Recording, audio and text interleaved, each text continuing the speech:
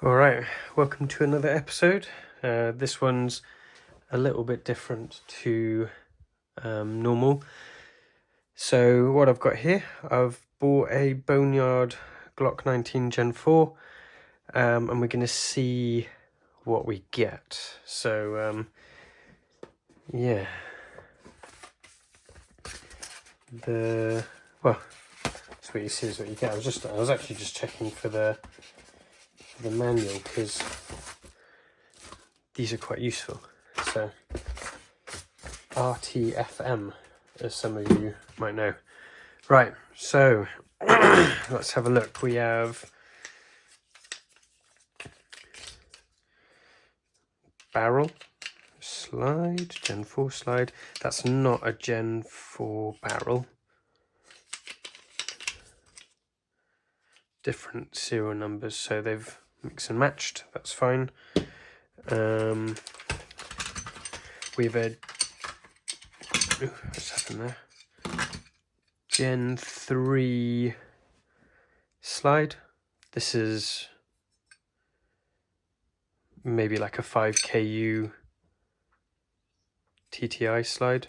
It's actually in fairly good condition and fairly good finish. I'm hoping the extractor's somewhere in here. Front rail, lower, missing the rear hammer mech and the front rails there. Serial number. Okay, recoil rod. There's the Gen 4 barrel. Okay, so first things first. If you are too lazy to undo the screw, because it's a polymer barrel, you can just get a flathead under there and wedge it out. So there you go. Gen 4 barrel. There's no rear sight on that, and no rear plate on that, which is, maybe it's in here somewhere. We'll have to have a look. That is a lanyard clip that goes in there. Same as the Gen 5, funnily enough. This bit is a little retainer that sits down here, so maybe we install that. It stops the pin slipping out. If you ever find that your hammer chassis pin is falling out, then it's probably because that bit is missing. It's a random screw. I'm sure I'll figure out what that's for later. Magazine, dusty but gas tight, so that's fine. Accessory box. These are normally full of BBs and useless things. Yep. Extended pin if you're going to be using the beaver tails. Magazine. Those are if you want to fire the magazine without the bolt stop working. You can either put them in at the end of the mag and fill it with BBs, or you can put it in at the front and just dry fire. Either way, they stop the nozzle from getting damaged. It's one of these doodads that put them in the end of the barrel to stop you shooting your own eye out. Right. And you got your unjamming or jamming rod, whatever you want to call it, a whole load of Japanese warnings. Alright, let's have a look at what's in the bag. Mystery springs. Okay. Trigger bar. Chassis. Alright. Allen key. Another Allen key. These are really useful actually. If you've got custom triggers, lots of them use really small Allen keys. So this is probably one of them. Right, let's have a look. Okay, so let's start with the basics, or the very first bit. I did bring my box of spares just in case, because I thought there might be things missing. Okay. I see. Okay, so pin. It's actually super greasy. I'm just gonna wipe a little bit of this out. Too much grease can do the same thing as too little grease, so just be aware. That will do the job. They also, lots of retailers like to pack their kit with loads of grease because it prevents it rusting when it's in storage for quite a while. I've had stuff from Guns Modified that's been in storage for a decade, maybe more, and it's been packed with so much grease that it comes out looking box new. So that's your sear spring I've put in. That prong needs to poke out so that it catches on the back of your rear pin. It sort of slots in there, locks in place, stops the pin from disappearing. This, funny enough, this design was very similar to what Guns Modified did way back when. So maybe TM saw what Guns Modified were doing and learned some lessons, who knows.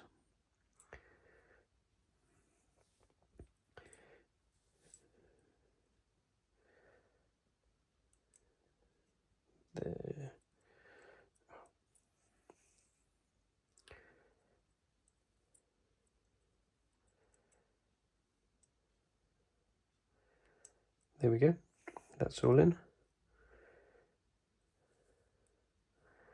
So now your hammer, your valve knocker goes in. You use your thumb to hold it in place.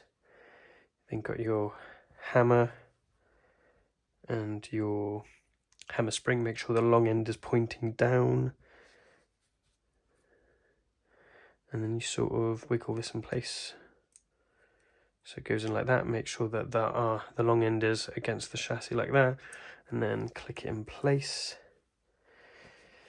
You want this pin here that has ever so slightly an extrusion there.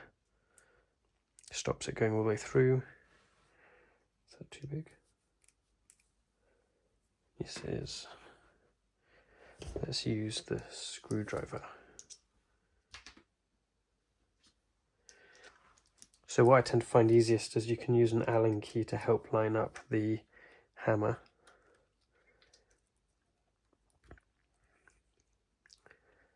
He says.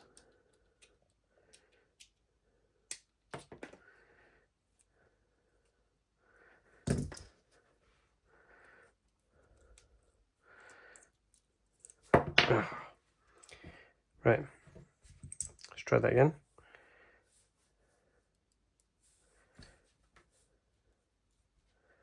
So set up your hammer.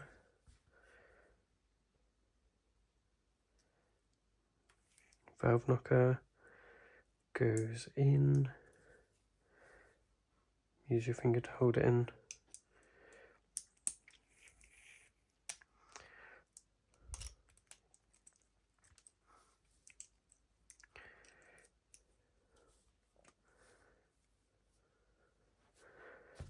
There you go. So that can get pushed in. So it goes in a little bit. Now if you knock the hammer back, it all sort of slots into place, and there you go.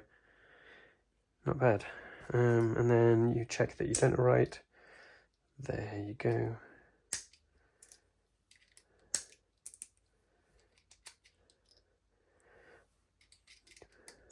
There you go. Okay. Next bit.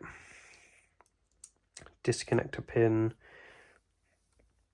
That's not the spring for it. If you can see, that spring is too small, so that's probably a wrong spring. Probably not even meant to be part of here.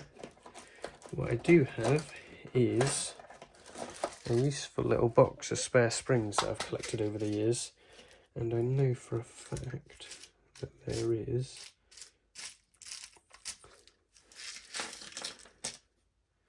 There you go. So sometimes what the easiest way to do is put the spring in first, cover it with your thumb so it doesn't go missing, and then push it in. He says. There you go. See?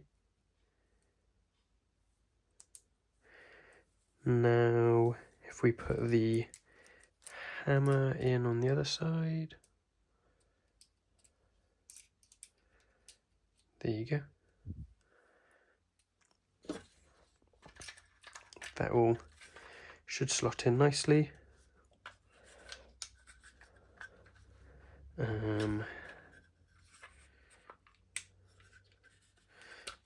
That'll go in.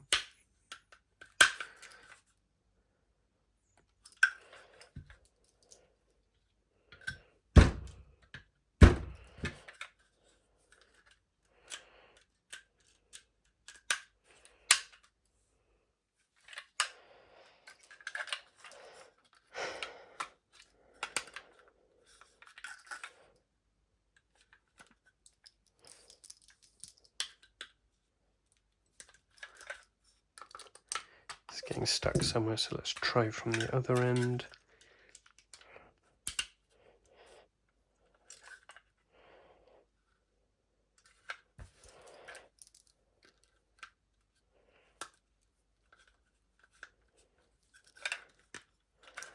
So I think what's happening there is the sear spring is quite strong, so it's getting stuck. There we go. That's better.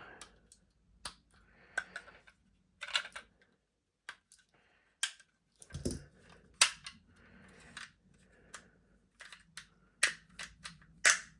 you go. Let me just test whether that's...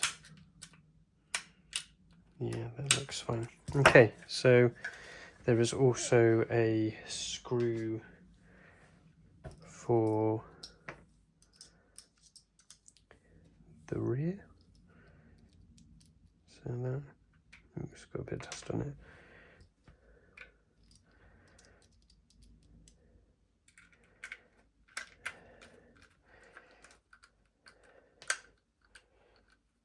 There you go.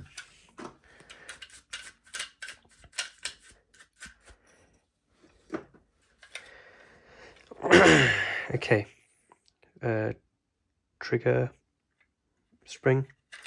If you look, so the spring is off angled, so what you want to do is line it up so that the one end of it is lying flat against the body like that. This needs its spring in. I can never remember how to do this. I think it goes in. No, it goes in that way.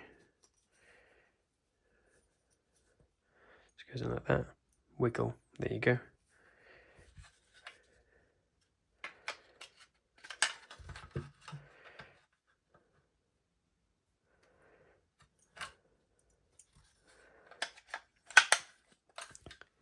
There we go.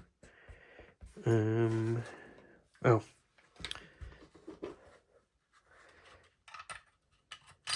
So that's your serial number plate, acts as your safety. That is your slide lock. There is, I can see from here, a screw missing.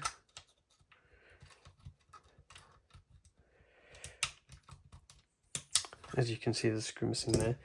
Thankfully, this is a common issue with Glocks that I buy, so I've got a spare ready to go.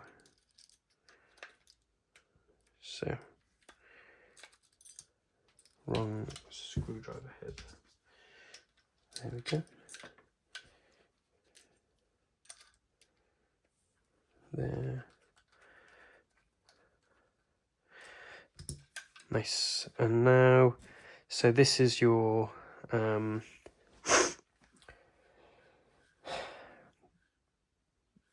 this is your trigger bar pin, I guess is what they call it. There is a bit missing here, I've just noticed, so there is no mag catch.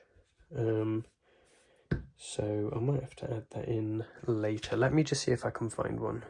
All right, found it. So here we have, this is actually a Garda one, so it's quite a good one. But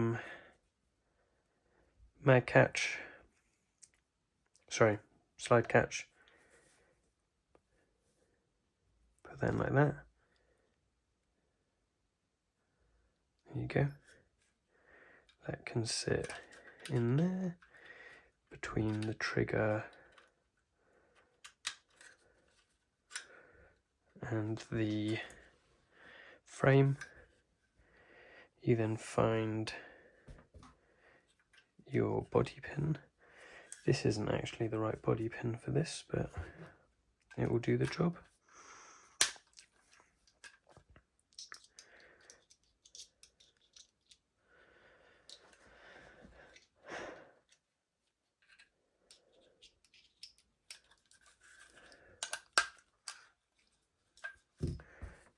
And this bit here, you push that through, you've got to drop the mag catch spring slightly, and there you go. And now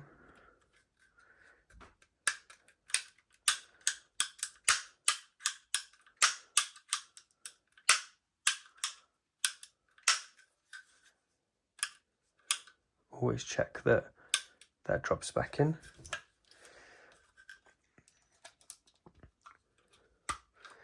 There we go, it's all back to normal. I noticed whilst I was finding my bits that the recoil rod for this was a Gen 3, not a Gen 4, so I dug through the box again and I found this, which is a cow one. It's actually quite a good one. So you put that in there, there you go. No sight and no rear plate. That might be slightly problematic. I think I have a spare. Here we go. Right, I don't have a spare rear plate, which is annoying, but I have the spare and a rear sight screw.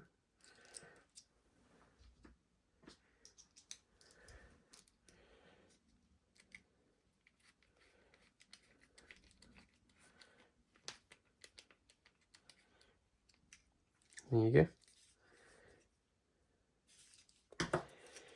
You can buy these as replacements from fire support, so I'll probably do that just to complete it, and then that should be good to go. So let's have a look.